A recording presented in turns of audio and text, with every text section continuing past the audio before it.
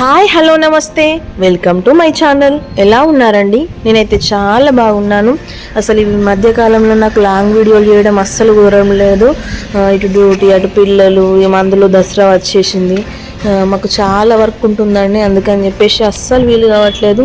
చాలా విషయాలు మీతో షేర్ చేసుకోవాలన్నా కూడా టైం అస్సలు కుదరట్లేదు. ఇదేంటి అని అంటే, మా స్టైలీ పాప స్కూల్లో బతుకమ్మ సెలబ్రేషన్ జరిగాయి. అలాగే చిన్న బతుకమ్మ ఇప్పుడు 9 days మనకు నవరాత్రులు జరుగుతున్నాయి కదా.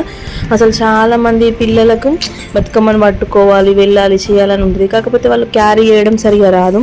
అందుకోసం అని చెప్పేసి నేను ఒక అట్ట ముక్క రౌండ్గా కట్ చేసి తీసుకొని దానికి ఆకులు వేసేసుకొని ఆ 4 sides హోల్స్ అనేటివి చేసేసుకొని అందులో నుండి థ్రెడ్ తీసుకున్నాను, దారము. అట్లా తీసుకొని బతుకమ్మ అంతా వేర్చిన తర్వాత ఆ దారంతో కట్టడం వల్ల ఏంటి అని అంటే, వాళ్ళు పట్టుకున్న క్యారీ చేసినా కూడా పెద్ద ఇబ్బంది ఏమి ఉండదు. బతుకమ్మ కూడా పాడవకుండా, కింద పడకుండా, పువ్వులు అనేటివి ఊడి రాకుండా చాలా బాగుంటుందండి. అందుకోసం అని చెప్పేసి ఇలా ట్రై చేశాను. పువ్వులను కూడా నేను న్యాచురల్గా మా ఇక్కడ రూమ్ దగ్గర ఏవైతే ఉన్నాయో వాటినే తీసుకున్నాను. బయట షాప్ నుండి ఇట్లా నేనేం కొనుక్కరాలేదు, మాకు అందుబాటులో ఉన్నవి. అసలు మన బతుకమ్మ అంటే పర్టికులర్గా ఈ పువ్వునే వాడాలి, దీన్నే పెట్టాలి అని ఏం ఉండదండి. ప్రతి పువ్వు మనము వాడడానికి ఉపయోగించుకోవచ్చు. అందుకే కదండి పువ్వుల పండుగ అని అంటాము మన తెలంగాణలో. అలా నేను నాకు దగ్గరలో ఉన్న పువ్వులన్నిటిని సేకరించుకొని ఇట్లా బతుకమ్మను అయితే చేసేసుకున్నాను. మా స్టైల్ అయితే ఫుల్ హ్యాపీ. అసలు ఫస్ట్ అనుకుంది మా అమ్మ అసలు నాకు బతుకమ్మ చేస్తుందా లేదా అని చెప్పేసి చాలా అనుకుంది. కానీ ఫైనల్గా అయితే ఫుల్ హ్యాపీ అయిపోయింది బతుకమ్మ చేసిన తర్వాత. ఇలా నేను మొత్తం చేశానండి. ఇది రాధా మనోహరం ఫ్లవర్స్ అండి. ఈ కింద ఎల్లో ఫ్లవర్స్ నార్మల్గా మనకు రెగ్యులర్గా అన్ని ఇళ్ళల్లో కనిపిస్తున్నాయి కదా, అవి తీసేసుకున్నాను. ఇట్లా బతుకమ్మ వేసుకున్నాను. మా చిన్నప్పుడు అయితే అసలు చెప్పొద్దు, కానీ మేము గణేశుని పండుగ అయిపోయిన తర్వాత, వినాయకుడు నిమజ్జనం అయిన తర్వాత నుండి వెయిట్ చేసే వాళ్ళము. 9 రోజులు బొడ్డమ్మ ఆడుకునే వాళ్ళము, 9 రోజులు బ్రతుకమ్మ ఆడుకునే వాళ్ళము. దాదాపు మాకు 16-17 రోజులు ఒక పండగలాగా అయిపోయేదండి. అంత బాగా ఎంజాయ్ చేసేవాళ్ళం మా వాడలో మొత్తం, మా ఫ్రెండ్స్ అందరం కలిసి. అసలు ఇప్పుడు ఏముందండి, ఆ బొడ్డమ్మ అసలు వేస్తురా లేదా కూడా తెలియదు. ఒక బతుకమ్మ మాత్రమే ఆ 9 daysలో ఒక ఫస్ట్ డే మాత్రం ఆడుతున్నారు, మళ్ళీ లాస్ట్ డే. మేమైతే ఖచ్చితంగా 9 రోజులు అంటే 9 రోజులు బొడ్డమ్మ ఆడుకునే వాళ్ళం, 9 రోజులు బతుకమ్మ ఆడుకునే వాళ్ళం. ఇంకా అసలు ఆ పద్ధతులు, అలవాట్లు అప్పటికిప్పటికి చాలా తేడా అండి.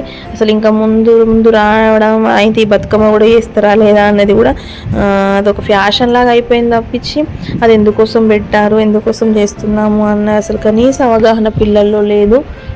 అందుకోసమనే నాకు ఈరోజు ఈ వీడియో పెట్టాలని పెట్టాను. నేను మాట్లాడదాం మీతో, కాసేపు నా ఇన్నర్ ఫీలింగ్స్ షేర్ చేసుకోవచ్చు, మీతో కాసేపు మాట్లాడవచ్చు అనే ఉద్దేశంతో లైవ్ చేద్దామని కూడా చాలా ట్రై చేస్తున్నాను, కానీ నాకు అసలు టైం అస్సలు కుదరట్లేదు. అందుకోసం అని చెప్పేసి ఈ లాంగ్ వీడియోలోనే నేను ఏదైతే చెప్పాలనుకున్నానో ఈ వీడియో రూపంలో చెప్దామని చెప్పేసి ఇలా ఈ వీడియోని అప్లోడ్ చేయడం అయితే జరుగుతుందండి. అలాగే నా ఛానల్ని ఇప్పటి వరకు ఎవరైతే సబ్స్క్రైబ్ చేసుకోరో తప్పకుండా సబ్స్క్రైబ్ చేసుకోండి, లైక్ చేయండి, షేర్ చేయండి, కామెంట్ చేయడం మాత్రం మర్చిపోవద్దండి. ఖచ్చితంగా నాకు అందరు సపోర్ట్ కావాలి. నేను ప్రతి వీడియోలోనూ చెప్తాను, ఈ వీడియోలో కూడా అదే విషయం చెప్తున్నాను. అలాగే మీ ఊర్లో కూడా మీరు బతుకమ్మ పండుగ ఎలా సెలబ్రేట్ చేసుకుంటారు, ఎలా ఆడుతారు, ఏంటి అనేది కూడా నాకు కామెంట్ రూపంలో తెలియజేయండి. అలాగే నేను బతుకమ్మ వేర్చేది కూడా మీకు నచ్చినట్టయితే కూడా అది విషయాన్ని కూడా మీరు కామెంట్ రూపంలో నాకు తెలియజేయచ్చు. మా నాన్నమ్మనైతే అసలు పాటలు పాడడంలో అసలు తనని మించిన వాళ్ళు ఉండరు అనుకోండి, అంత బాగా పాడుతుందంటే. పురాతనమైన ఇప్పుడు మనం రాముని కథలు కానివ్వండి, మహాభారతం, రామాయణం, ఇవన్నిటికి సంబంధించినవి వాటిని ఒక పాట రూపంలో మంచిగా మనకి ఈజీగా అర్థమయ్యేలాగా ఒక పాటను దాదాపు ఒక 3-4 రోజులైనా కూడా పూర్తయ్యేది కాదు. అంత పెద్ద సాంగ్, అన్ని పదాలు గుర్తుంచుకొని దాన్ని పొందికగా పొందించి రాగంతో పాడడం అంటే అది అసలు మామూలు విషయం కాదండి. అంత బాగా పాడుతుంది మా నానమ్మ అనేది. అసలు కొన్ని అలవాట్లు మా నానమ్మ నుండి వచ్చాయని చెప్పినా అందులో మనకు తప్పేం లేదు. అంత బాగా పాడుతుంది. అంత అసలు దాదాపు మనం కంటిన్యూగా ఒక 4-5 hours ఆడినా, అట్లనే కంటిన్యూగా 3-4 days అయినా కూడా ఆ పాట అనేది కంప్లీట్ కాదు. అంత పెద్ద పెద్ద పాటలు కూడా గుర్తుంచుకొని పాడేది మా నానమ్మ. చాలా బాగా అనిపించేది. అంత బాగా ఆడుకునే వాళ్ళం. ఇప్పుడు ఎవరు పాడుతున్నారండి, అందరూ మొత్తం డీజేలు పెట్టేసుకొని సాంగ్స్ పెట్టేసుకోవడమే.